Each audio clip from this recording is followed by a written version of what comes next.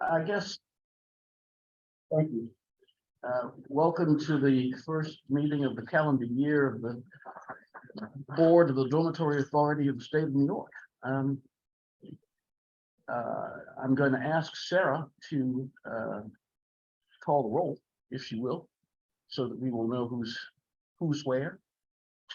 I would be happy to, Mr. Chair. Good morning, everyone. We're meeting today via video conference between the Dormitory Authority's New York City, Albany, and Buffalo offices. We have Janice McKinney in the Buffalo office. In the New York City office, we have our chair, Al Carney, vice chair, Jerry Romsky, Beryl Snyder is there, and I believe is Lisa Gomez there as well? No. Not yet. Not yet. Okay, she is expected. In Albany here, we have Joan Sullivan, Ken Evans, and Phyllis Morris. Adrian Swazerski and Wellington Chen let us know they would not be able to attend today. And we also have various senior staff and DASNY staff sitting around the table as well. And with that, Mr. Chair, I'll turn it back to you.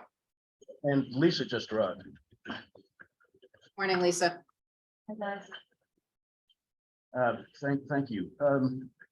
The first order of business found behind tab number, in my book at least, behind tab number 1, the minutes of the meeting Pearl Harbor Day last December.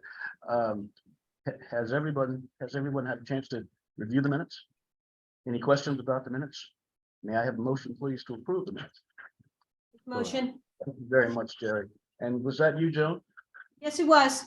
Thank you. Thanks very much. All in favor, please indicate with aye. Aye. Any opposed? And are there any abstentions? Hearing none, then we're going to first go to the report of the Corporate Governance Committee meeting, which we held yesterday. Good morning, Albany, Buffalo, and New York. Yesterday, the governance committee met in the afternoon, and we reviewed we considered revisions to the bylaws that we have looked at before and that had been amended many times before. We looked at them and we included the managing director of executive direction as an authorized officer and unanimously agreed to recommend to the full board the adoption of the resolution to implement the changes. That's basically the only change that was inserted in various places in the bylaws. So, Mr. Chairman, could you have a motion made to adopt the resolution? The resolution is in your materials.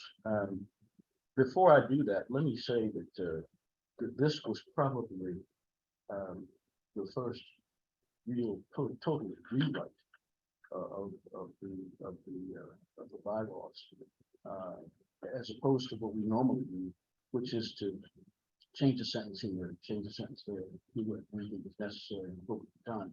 I think Matt worked on that project. Am I correct about that? I think we're talking about Not the procurement. procurement. Right. The bylaws of that section. Yeah. The procurement guidelines. May I have a motion, please, to approve the bylaws as amended? I'll move. Thank you very much, Beryl. Is there a second? Second. Thank you. That's Lisa. All in favor, please indicate with aye. Aye. Aye. Are there any opposed? Are there any abstentions? Then that resolution passes unanimously. Do we now go to the procurement guidelines? Yes, I think we now go to procurement guidelines, which is what you were referring to I jumped the gun. previously. I conflated the two together mentally all the time as well. We also met during the governance committee yesterday afternoon, and we considered the revisions to the procurement policy and guidelines. And as Al was referring to, it was the first comprehensive revision to these in, I don't know, many years, almost a decade, almost, I believe. previously there were just amendments put in kind of piecemeal throughout that period. But this time there was a total rewrite and made in a more organized, user-friendly method so that everything is in one place. And also we added an ethics component, which was found, of course, elsewhere in DASNY regulations, but we put it there because we wanted to reiterate the importance as it relates to procurement. The committee unanimously agreed to recommend to the full board adoption of the resolution to implement these changes. So, Chairman, I'd like a motion. You'd like a motion? to- Well, then I'm why going don't to I adopt the call resolution. for a motion to adopt the resolution? I make the motion. Thank you for the second, Joe. All in favor, please indicate with aye. Aye. Aye. Any opposed? Are there any abstentions? Then the motion carries, the resolution passes unanimously. Now I can say, I went through the procurement guidelines. I like Louise sometimes. I don't know why. And they were pretty neat. But what a fantastic job Matt has done presenting us with a comprehensive rewrite that had more, it covers more detail, in a way that is just comfortable to read. It's not a bunch of sentences put together. Matt, thank you for that.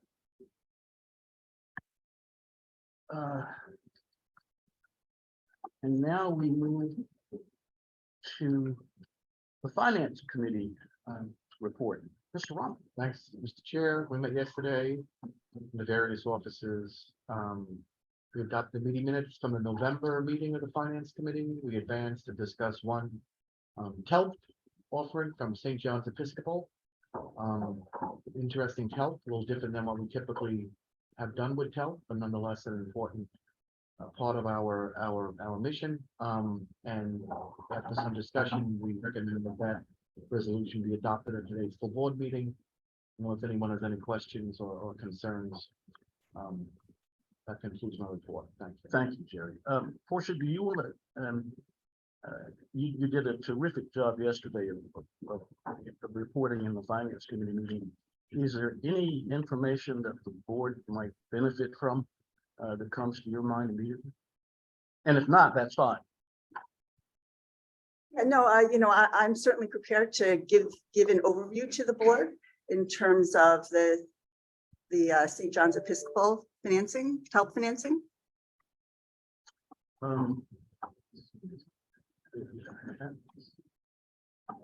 Yes, exactly.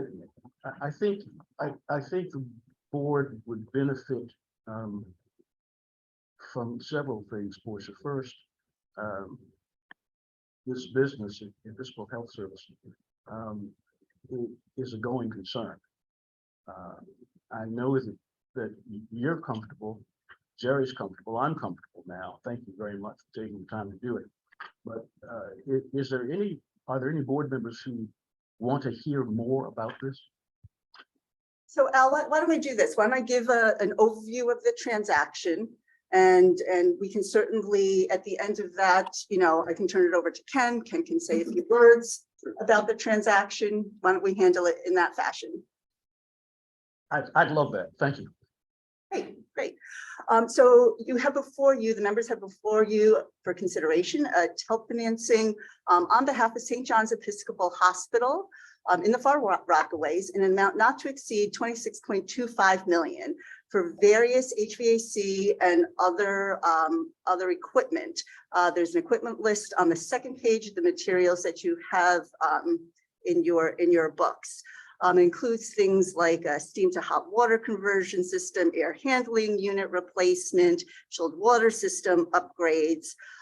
This is a first transaction pursuant to an initiative between construction and public finance to assist our private clients in undertaking energy performance contracting measures. A few items of note. Al, as you had indicated, and as we discussed yesterday in the Finance Committee meeting, St. John's Episcopal Hospital is a going concern and has been since 2016. Their payer mix is 45% Medicare, 45% Medicaid, and 10% commercial and other payers. Working with the Department of Health and DASNY, St. John's Episcopal has a healthcare restructuring pool loan in the amount of $17.9 million. St. John's Episcopal Hospital is financially challenged. As a result, the security features that are included in this transaction are more extensive than that which we see in a traditional TELP financing, where traditionally the equipment would serve as a security. In this transaction, the security includes a first lien on revenues, including a first lien on a special revenue account through which debt service will be paid, a first mortgage lien on the hospital campus, which will be on parity with the mortgage that secures the healthcare restructuring pool loan. There's also a lease payment reserve fund in the amount of $750,000, which is essentially a debt service reserve fund. And also I'd mentioned that the healthcare restructuring pool loan will be subordinate to the TELP lease.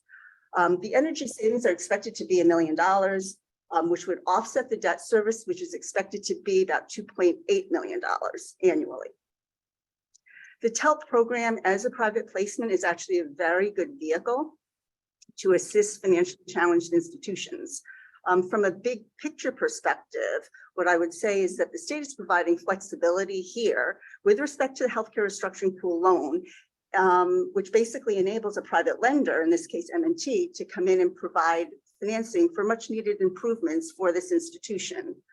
While it's not required, the Department of Health has provided a memo to us recommending approval of this transaction. And, I can turn it over to Ken to say a few words Sure. About this transaction. Sure. Well, I want to talk about St. John's Episcopal first, if that's all right. So St. John's Episcopal is a critical hospital serving the region that they serve. They take care of the patients in that community. They're basically what we would consider an essential provider, right? With that being said, the department has been working with St. John's Episcopal for the better part of a decade, really, is what it comes down to. We provide financial assistance. We assist them with things. We help them. We're trying to develop a transformation plan with them so that they can become financially sustainable, get rid of the going concern issue, which we're aware of. And as Portia just said, this is an opportunity. This financing is an opportunity for them to take out and do some improvements to the facility, not on the state dime, so to speak. They're going to do it through M&T, right? And there are some concessions that have to be made as it relates to the health restructuring pool loan, and Portia's team and I and the department as a whole work collectively on that health restructuring pool loan fund. And we manage that and we monitor it on a regular basis. So the department definitely supports this transaction. We're obviously the board has to vote how they vote, but we're hoping that this one gets approved. Answer any other questions if there are questions. Questions for Ken or for Portia? Hearing none, may I have a motion, please, to approve the transaction? Jerry, thank you. Is there a second? Second. Bill, thank you. All in favor, please indicate with aye. Aye. Are there any opposed? Are there any abstentions? Hearing none, the motion carries and the resolution is passed unanimously. Thank you all very much, Portia and Ken, for supplementing the written material. Which gets us to tab 5 in the business of the meeting, and that's the president's report. Ruben. Thank you, Mr. Chairman. Good to see everyone this morning. A couple of things I want to just highlight. First, in follow-up to the governance committee meeting yesterday, thank you for passing the new position. I just want to let the board know, the full board know, that when Caroline Griffin was here, she had the title of Chief of Staff. When she left, we really reevaluated that position. She was doing more work than the typical Chief of Staff definition would have had. And so that's why we moved this Managing Director of Executive Initiatives. And so we're glad to have Charlie on board. He has jumped in with 3 feet and done a wonderful job. But this position is one that going forward is a very critical position to DASNY. So we really appreciate that. Second, Mr. Chairman, you did highlight Matt's work on the procurement guidelines. Matt is, one of many. So I want to also compliment his staff. They did a great job of looking at it, making it easier to read. But as you all know, procurement permeates through DASNY. And it really is one area that is under visible eyes, but very important to all things we do. So Matt, I just want to personally thank you and your team for the work on the procurement guidelines. That will certainly help us move forward in a more seamless manner. Yesterday, I had the opportunity sitting in the state address from the governor. It was great to spend time and listen to her vision for the the next legislative session and the next budget. We think DASNY will benefit from several things that were mentioned in the State of the State. So I want to highlight those for you today. In the State of the State book, which I'm sure most of us have not read yet, there's a $200 million capital funding for two of SUNY's flagship institutions, Stony Brook and Buffalo. Some of that money should come our direction. Also, she highlighted a massive commitment to mental health in the state of New York that, among other things, has a significant capital commitment. Again, that should trickle down to us, but she's trying to promote another 3,500 mental health beds in the state of New York to really help tackle our growing mental health crisis. She threw out $1 billion number encompassing the mental health commitment above and beyond what we already have. And she really sees this as a critical component of her plan. So that was great to see. On the hospital side, there's $2.4 billion for healthcare capital infrastructure as part of the budget over the next several years that she's proposing to really help shore up our infrastructure. Included in that is our lab facility, putting enough money in there to make sure we have the consolidation of at least some components of the lab here in the Albany area. As you know, we've all been working on that for quite some time. So great to see that highlighted. So I think that, from the capital infrastructure perspective, a lot of commitments to those agencies and authorities that work directly with DASNY. So very excited to hear about that. She also highlighted things like common sense mail reform as an initiative, helping working mothers, additional commitment to inflation-related things like minimum wage increases that are tied to inflation. Again, very thoughtful about the communities in New York that are also left behind economically. As we all know, New York is an expensive state to live in, particularly in the city, and she's committed to helping with those things. Criminal justice was high on her agenda. I think that she and the legislation worked very hard on the criminal justice reform and issues and commitments that we would be citizens, not necessarily dads, but being citizens will benefit from. So, very upbeat. I think they're well received by everyone that I talked to. And certainly I think the legislature is going to be working with her very diligently over the budget session, and we will keep you posted as that moves through, this legislative session moves forward. We're glad to be part of that. Speaking of budget, Kim Ellis will be talking in her report about the DASNY budget. You have a draft of that budget in your packets. We will be presenting that for final approval in March. So she'll give you some highlights so you know what to look for as you look at it. But in March, we'll be asking you to approve that budget. One of the things I want to highlight is over the past several years, we've talked about the budget and having a structural deficit with our CUNY program. I want to commend Paul, Portia, and Charlie for assisting us in raising that with the division of the budget. We are looking at solutions for that structural deficit, and I believe we'll have some solutions to that prior to us asking to adopt the final budget, but that's not included in this current draft of the budget. Again, they've done a great job there.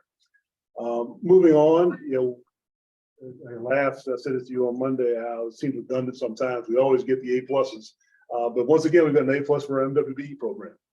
Michael Clay has continued to do a fantastic job. But I think it's also important to note that a lot of our MWBE participation runs through construction. Steve and his crew have done a great job of making sure that all of our vendors know it's important to us and facilitating that work. So Steve, appreciate that.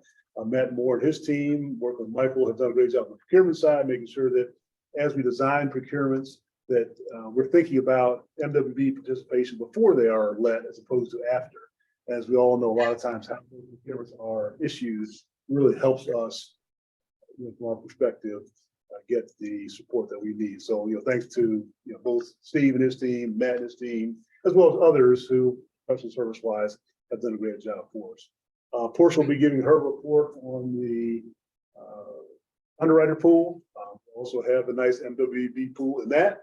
From that perspective, and as you know, on the legal counsel side, we have quite a few very qualified MWBs in that pool. So part of our strategy is making sure our pools, we have really qualified MWBE companies who understand how to engage with DASNY, and we actively work with them throughout the year to make sure that they can be good participants. So all those strategies have led us to get another A+. Again, always pleased and never want to take that for granted. I appreciate the work. And Mr. Chairman, that's my report. Mr. President, thank you very much. Are there questions for Ruben? Anybody want to ask him? Then inside of your report, Ruben, we'll hear from Kim, Portia, and Steve. Is that the way you want to do that? Yes. Then let's start with Kimberly. Thank you, Mr. Chair. Included in your materials is a monthly financial report as well as proposed operating budget.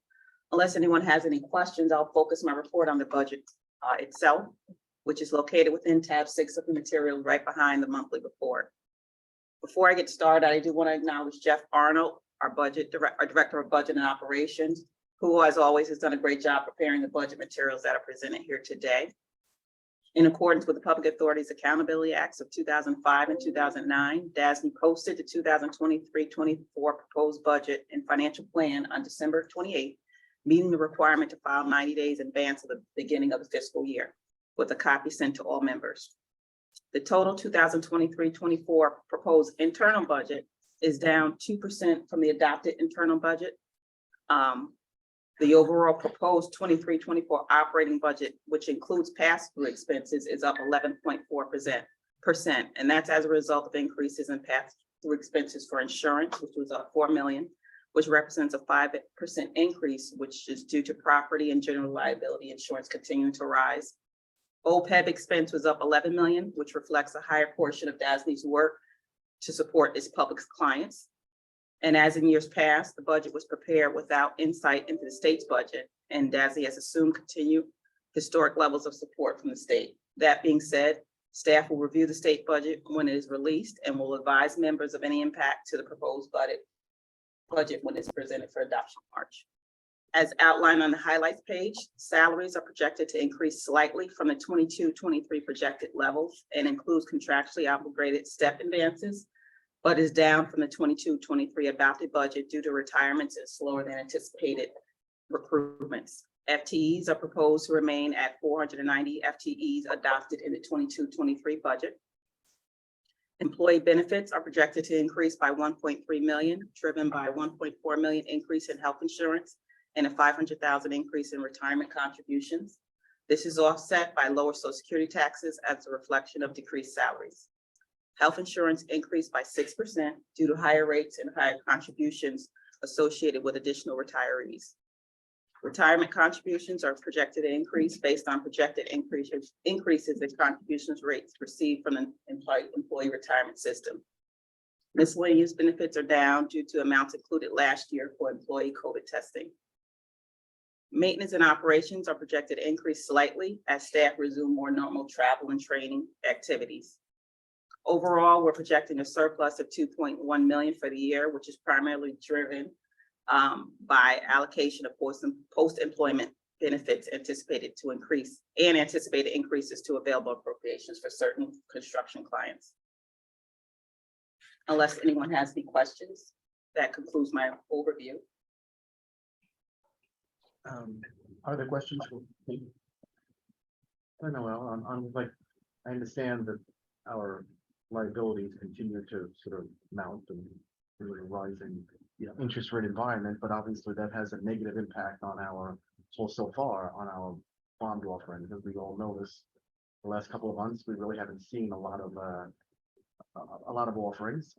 Hopefully that will change, but I just think that we need to consider that our revenues are going to more likely than not, be reduced this year, and that we recognize that their costs are going to continue to increase beyond anyone's control. But, there's gotta be a bit of a recognition that things have changed over the last year or so. Well, I think you're right. As you and I discussed, there were people in the bond market at the end of last year who clearly had crystal balls. Yes, right. I mean, it's unbelievable. What some of the things they did. How that's gonna, well, Kim, we'll wait for you to tell us what costs are gonna increase if there are any beyond the ones you categorized, and what costs we may see decrease, which would, and it's just a casual conversation. I don't Right. know. Right. And we're still working through the budget process and still kind of looking at things, monitoring things. We anticipate making some adjustments to this budget that was presented today.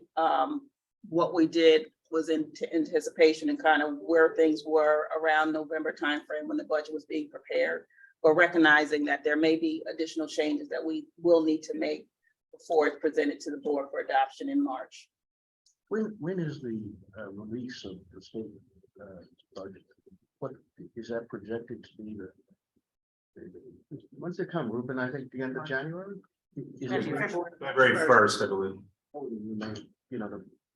I think it's still, right, Ruben? Very first. I don't know. February. February. Introduced in February and adopted. They Introduce the budget and then they, engage in their own discussions, I guess. That's polite. Thank you. Thank you all. Thank you, Kim, very much. If there John are, has a few minutes. So this is more a process question, but Kim, you said you prepared the budget and you'll modify it when you see the other budgets. What kind of interaction do you have with your client agencies when you prepare the budget? I know you'll see their February budget, you'll do some tweaks to yours, but you basically said, maybe adjusted based on their other budgets. So are you, as you develop it, are you in communication? Are you in hand in terms of their anticipated construction? With the client agencies, no, it's primarily communication within DASNY.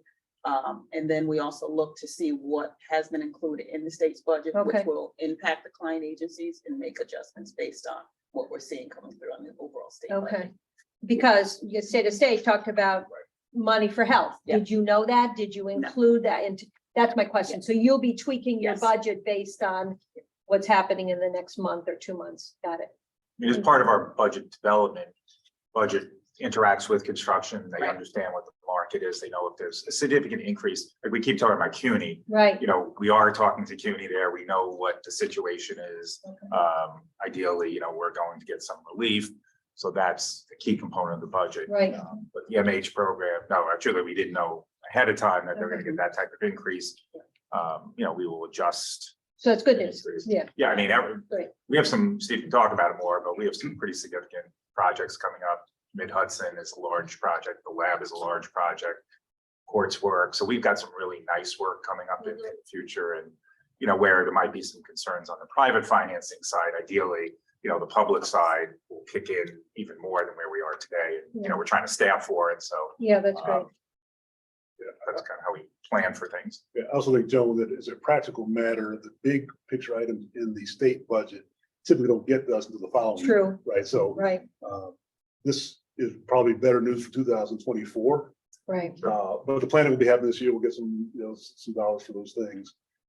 But I think that none of us expected the impact on the mental health and the commitment to mental health that she announced yesterday. I can't hear you. I think we did expect that she would have a significant influx into the Department of Health. That's been something we talked about quite a bit. Mhm. Again, that number seems larger than most people. Okay, Interesting. That's all good news for 24 and 25. Right, right. Particularly impact Kim's budget. Are there other questions? Could you just update us at the next board meetings, right? Yeah, There's that's an update. Yes, a quick report. Thank you. Thanks, Kimberly. Thank you very much. Portia. Thank you, Mr. Chairman. Included in your materials are the standard public finance reports.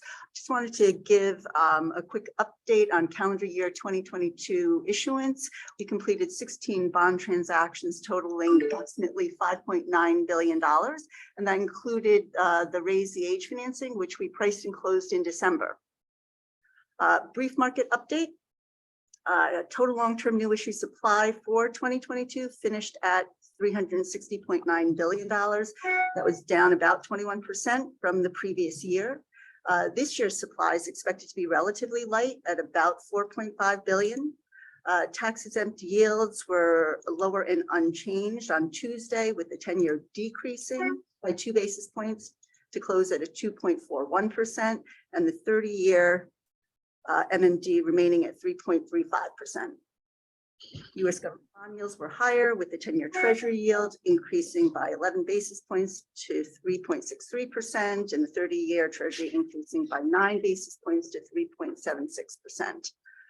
Municipal bond flows reported outflows for last week, and overall outflows for the calendar year as well. Since its December 7th board meeting, the 1-year MMD rate has increased by 13 basis points. The 10-year has decreased by 14 basis points, and the 30-year has decreased by 13 basis points. During that same time period, the 10-year Treasury yield has increased by 12 basis points, and the 30-year Treasury has increased by 24 basis points. As Ruben had noted, we did complete our underwriter RFP.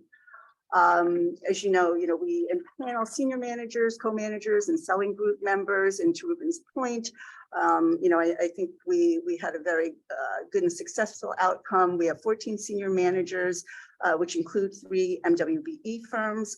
That's actually the same complement as from the prior impanelment. And we have, let's call it a little bit more than 20, maybe it's 21 co-managers, which includes about 10 MWBE and service disabled veterans firms. And then we have selling group members as well. So, I think a very, very good outcome there, as Ruben had indicated, because it's really, you need the panel to be diverse in order to then be able to move forward into, utilization. And that concludes my report. Thank you, Portia. Are there questions for Portia? Portia, from the time you commenced the process of impaneling the groups you just talked about, how much time does that require? I want to say we did it in about, 8 to 10 weeks. Okay. All right. And what Portia wants to say is we used a portal for the RFPs to simplify the process for both the respondents and our staff. I just want to compliment Jerry and his IS team for putting that portal together for us. Again, we're trying to make things more and more efficient. And I think the staff really appreciated both simplifying the RFP process, but also the portal allowed them to more easily sort through the answers and grade them as opposed to sorting through PDFs and paper product. Again, Jerry's team did a great job of getting us there. This was the first time we used the portal before for another RFI. This is the first time we used it for the full RFP process. Okay. All right. Well, congratulations. Are there other questions for Portia? Then we're going to move, Mr. Chairman, to your report. Thank you, Al. Good morning, all. I'm going to start with a couple of statistics from our construction division monthly projects report. We received a new project from the Office of Mental Health at the Rockland Psych Center. This is a renovation to a nursing center, about an $18.9 million project. We recently completed the Hunter College North Building Radionuclide Lab. It was a $4.4 million project for Kim. Expenditures ending November 2021. Construction expenditures were $320 million. For November 2022, they were $402 million. So that was a year-over-year gain of approximately $82 million. I should also note that the construction division reports, I actually have very little to do with those reports that the board sees every month. You're not writing them at night? I'm fessing up. They are well done. Believe it or not. They are well done by our project financial administration group headed by Robin Martinez. With the heavy lifting done by Katie Hoffman. So I'd like to thank them all for today. A couple of project and program updates on the SUNY side. I've been reporting on capital projects at UAlbany and New Paltz and FIT over the past couple of months. I visited the UAlbany and New Paltz projects in late December. The UAlbany project is progressing according to schedule. The New Paltz, the Waston Hall project is about a month behind schedule. We're supposed to be completing that in July of this calendar year for occupancy in the fall semester.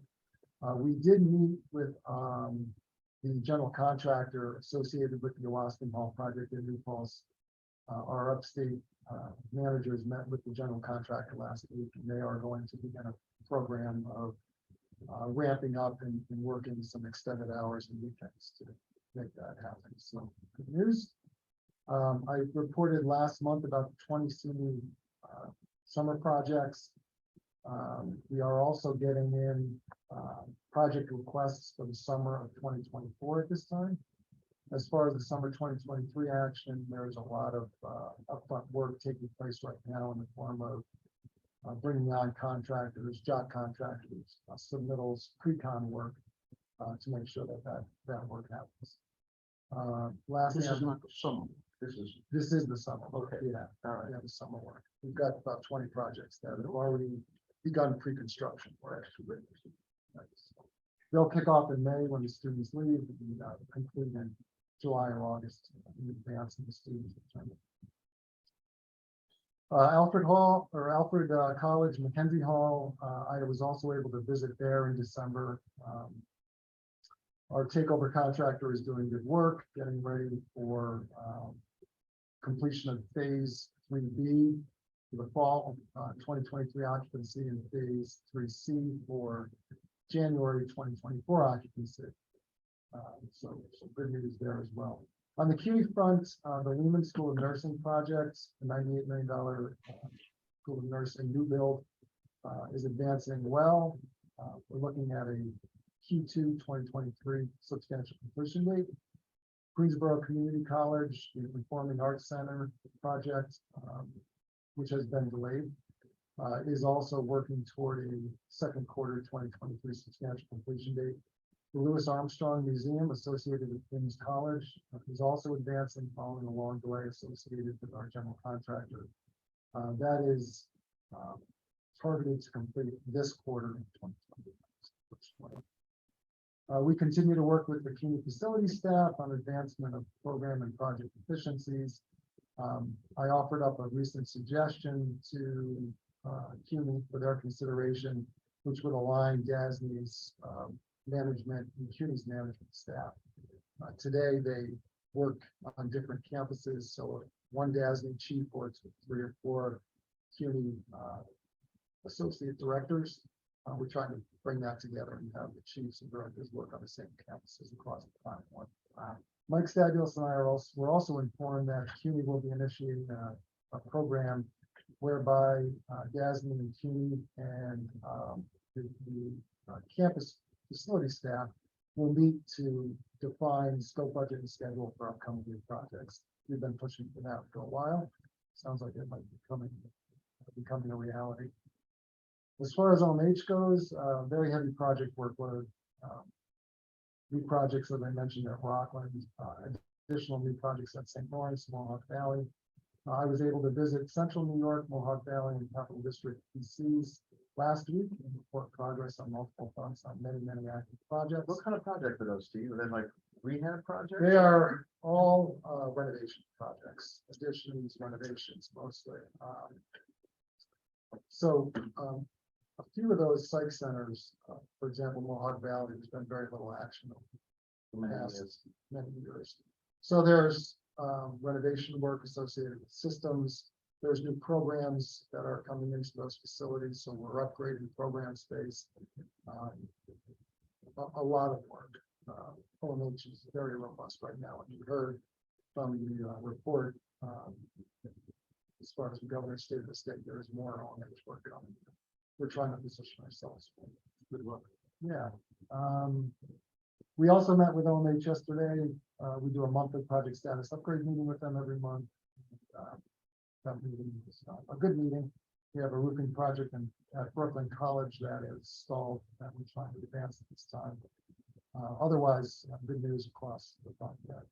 Just a couple of administrative items. We continue to recruit for about 20 open positions and a few marketing opportunities for the construction division include, in addition to a very large project at Staten Island for the New York City Office of Court Administration, we were informed that they want to upgrade security systems of a number of projects that we were associated with, including the Bronx Super Block. So that could be a large chunk of work. coming from- Island Courthouse, like new. The Staten Island Courthouse is new. They want to, and that consolidated a number of areas. The areas left behind, there's an addition going on to some space for additional administrative space, as well as a renovation of that space. So they can. That was a nice project It's a about. great project. Also, New York Public Library in Harlem, we're working with them on a possible project. I mentioned in past meetings, the Office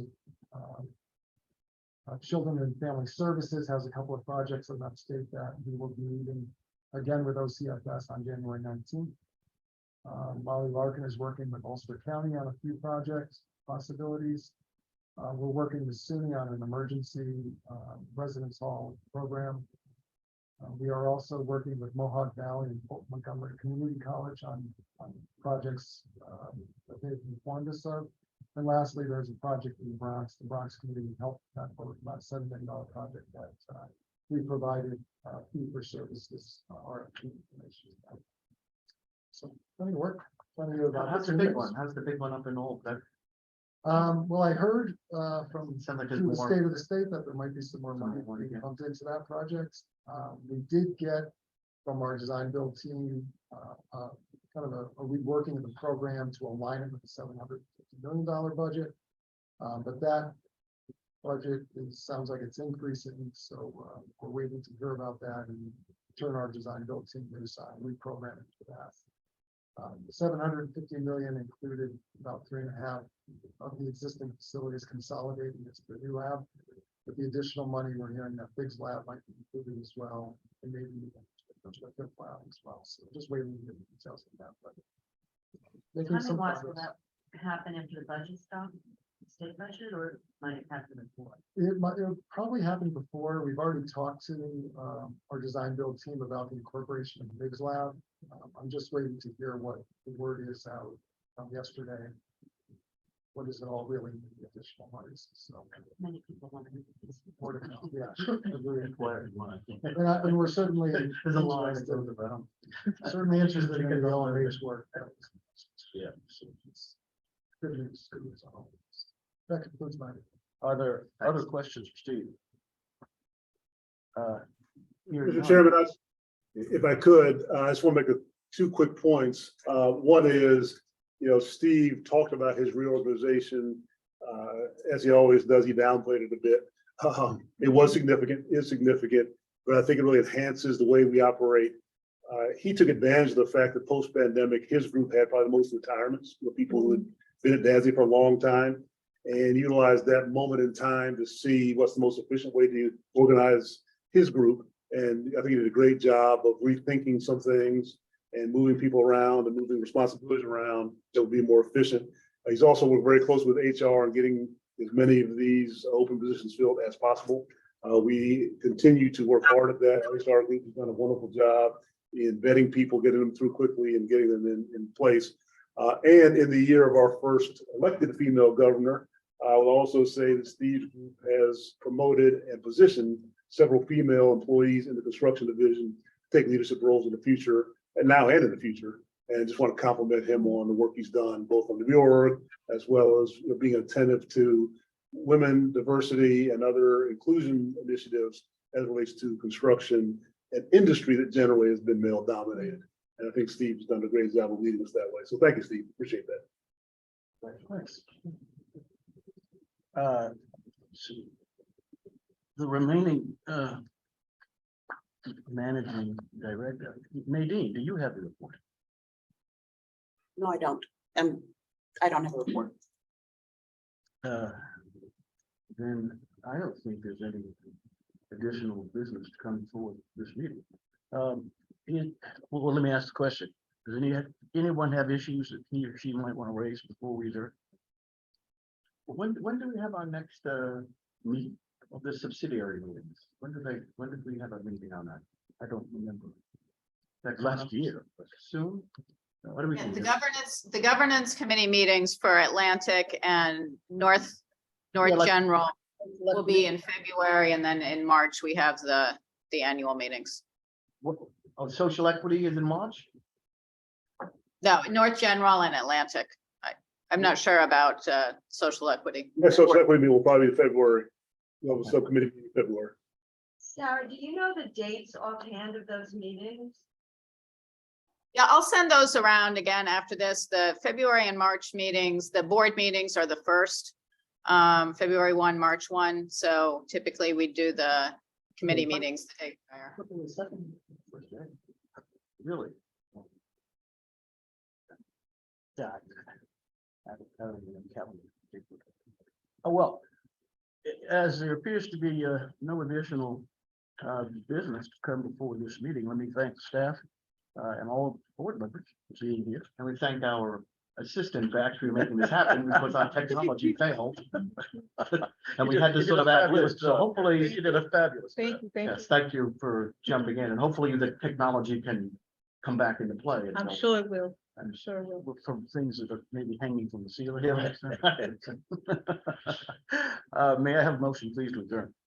I'll move. Thank you very much, Daryl. Is there a second? I got it down. Yeah, they are.